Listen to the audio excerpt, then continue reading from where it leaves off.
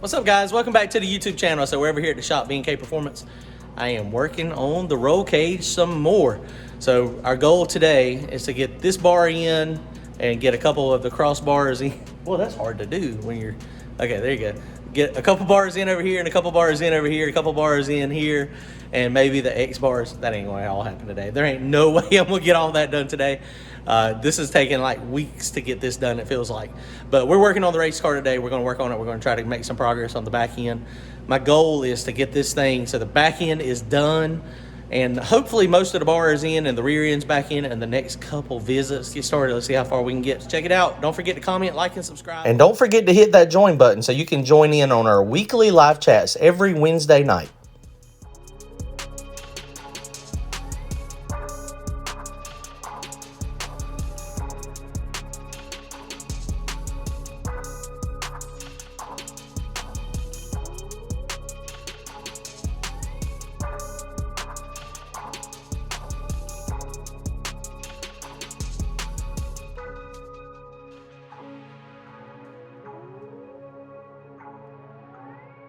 The fit up down here was a little off, so I had a little bit more gap here than, oh, that was hot. A little bit more gap there than what I had wanted, but you know, it is what it is.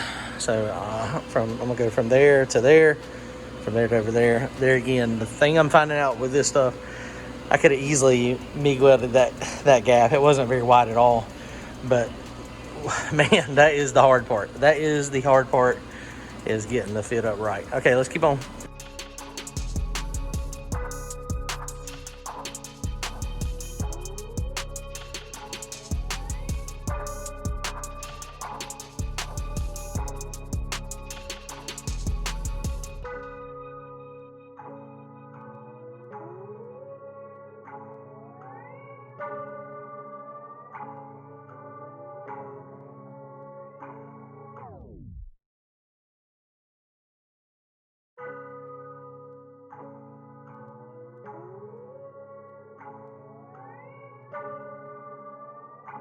All right, guys, well, we made some good progress. Man, what a pain in the butt this is. I got some halfway decent welds on some of these spots. So we added 1, 2, 3, 4, 5, 6, 7 little bars. Well, not all of them are little. I'll show you what we added. This is looking a little more complete. So we added this bar over here. So we got this bar in. We did a couple of supports here, a support here, and then I done a support up here, and then back here. So we got some decent welds on some of it.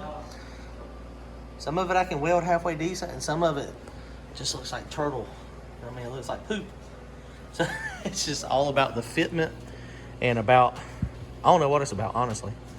But it's one of those things. It is. I think it looks great. I think it's coming along. It's pretty sturdy. It's definitely made, we MIG welded this one in back here because this was mild steel and that's mild steel. When you doing your first Mild steel. I think so. I mean, it's coming along. I mean, how long have I been over here? I've been over here two. So what's that? 10 hours today. Mm-hmm. So I put in one bar, 2, 3, 4, 5. 1, 2, 3, 4, 5, 6, 7 bars essentially, even though some of them are little short things. I sat in the chair and supervised. 7 bars, 10 hours. I think it looks great. It'll work good. I mean, that's really all that matters in the end, is it works. No, that's right. And I mean, all the, like we talked about, all this, all the support, all the, we want to rate, it's like racing the chassis. You know, the body is just riding along. You can see we're going to tab it back here so this thing will stop shaking. But I mean, basically, the suspension points back here, we're going to put a bar, we'll put a crossbar here, and we're going to put an X brace, and then we're done. And so, you know, the 4-link points are up there, so this is just holding up the back. We needed this nice and sturdy so that it would hold the weight when we're no prep racing, you know, if we had to add a couple 100 pounds back here in the back. This is going to be fine. All the stress is going to be right there in that bracket. I mean, that's the part where the 4-link, the rear end, it puts the power to the car. And so, you know, we got the 2x3 mild steel cross member here, and then it links up across in the top, and then it links up there, and then we're going to X brace it as well. I mean, this thing ain't going nowhere. I mean, this is going to be pushing 100% on the chassis, and then we're going to do through the floor subframe connectors, tie it all together up front, and then we're going to put a couple more bars in the front up there. It'll be as stable as mountain for him. Yeah, and then we'll be done. So I am, really tired. We got the couple things we got to get done. In addition to working on this, now I got to pull my motor out of my car. So we're going to do that probably in the next week. Just get it out, see what it needs. Hopefully it just needs some rod bearings. We might be doing something with the mains. If my spacer bearings are all jacked up, they lasted a year and a half. We put that motor back together in June of last year. We've run the crap out of it. So, it's not like we have not been running it. So I don't guess I can complain much about the bearings, needing to be gone through. Realistically, we should be going through these things every year anyway. We're asking to make a bunch of power. That's just the way it is. We got to get Randy's in here. We're going to try to get Randy's in here one night this week, snatch the heads off of it, see if we see anything. Then we'll go ahead and pull the motor out of it too. Just go ahead and check the rod bearings. We ain't got many passes on it, but it did nip that plug, so we gotta check everything out. He's recovering good from his surgery, so we'll see. I don't think he'll be ready for Bradenton the end of January. Really, that's 4 weeks away. He's just got to be able to be comfortable in the car, and the shoulder's got to be recovered enough so that he can get out of the car if he crashes it, so he can throw the parachute, so he can pull the fire system. He's got to be able to drive the car. So, I imagine it'll probably be February or March before he gets back in the car. So we got a little bit of time on his. Mine, it kind of depends on how it goes. Motor and transmission, we'll pull the motor and transmission out of it. Transmission's fine. We went through it not too long ago, so I'm not going to touch it. But motor, get it apart, get the oil pan off of it. Hey, you know what? We're going to be able to get that busted up oil pan. It's going to be able to go on the wall and for some looks. Yeah. I got another front end going up there. And then we'll put your oil pan over there. And I got I don't know how many killed parts from both parts.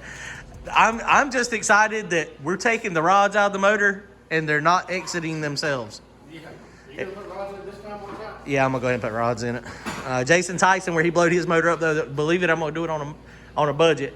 When Jason Tyson messed his up the other day or the other week when he was beside Randy, he had, I think, 2 pistons. One piston pulled the pin out of the piston and it killed those 2 rods, but he's got 4 passes. He put new rods in his. He's making 2,500, 2,800 horsepower. So I asked him what was he gonna do with his 6 rods. He's like, man, you can have them if you want them. So appreciate it, Jason Tyson. I'm gonna get those 6 rods, and then I'm gonna get 2 more, and then I'll have a fresh set of rods that I can hopefully keep on it for at least 2 seasons. Doing what I'm doing. So, all right, guys, y'all comment, like, and subscribe. Later, guys.